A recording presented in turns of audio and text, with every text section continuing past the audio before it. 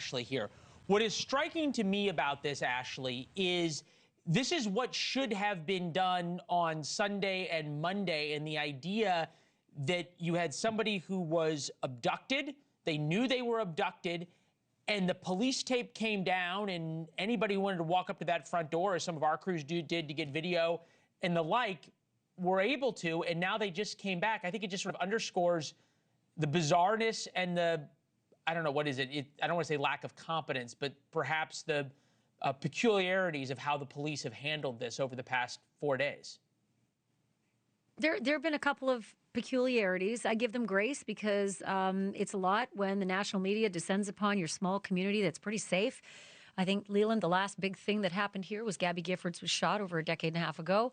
And they're tap dancing in real time, trying to answer questions, trying to be maybe as transparent as they can, while at the same time trying to forward think the integrity aspect of what they're going to need in the investigation. So I always give the police grace when it comes to that. Heck, you and I make mistakes live on air, but I do think it's odd that we've had multiple stories multiple times from the same jurisdiction. We don't know who dropped Nancy Guthrie off at this point. It's either Annie and her husband, Thomasall, or it's the husband. And that's all three sort of come from the sheriff. The sheriff had to walk back the fact that she was dragged from her bed. It was something the sheriff said. And the next day he had to put out a statement saying, well, I didn't think you take me literally. So it's a little, some things are a little off. But again, the grace, because it's moving quickly. I agree with you. I don't think this crime scene should have been unsecured after about 30 hours. But there's a lot to see there that is very troubling, clearly. Okay, so in terms of timeline right now, there are reports that the last time Mrs. Guthrie, the older Guthrie's pacemaker, talked to her cell phone, pinged her cell phone, was at about 2 a.m. on Sunday morning. And then she was reported missing around noon on Sunday. So conceivably, whoever took her had quite the head start. This just now in the past minute or so, Ashleigh, from the President of the United States on Truth Social. I spoke directly with Savannah Guthrie and let her know that I am directing all federal law enforcement to be at the family's and local law enforcement's complete disposal immediately, in capital letters.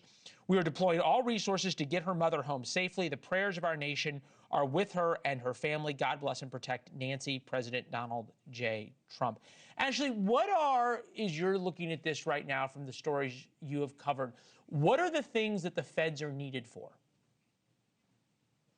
Well, especially in a community that doesn't traffic in this kind of business all the time, feds are amazing when they can descend upon a community like Pima County and bring their technical savvy. So, for instance, Brian Enton did some incredible reporting today about agents that he saw over at Annie Guthrie's house. That's Nancy Guthrie's other daughter, Savannah's sister, saying that the agents that were over at that home today and were there yesterday, today specifically, they had on jackets that said ICAC. Now, don't jump to conclusions yet.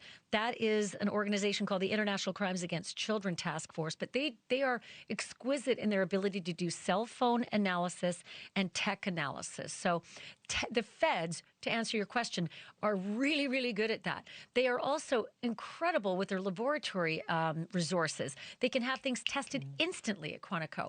They can just do a lot more than a smaller county community can do that isn't practiced in the art. Thank you for watching. Subscribe below and download our NewsNation app right now on your phone, and you will get fact-based, unbiased news for all Americans.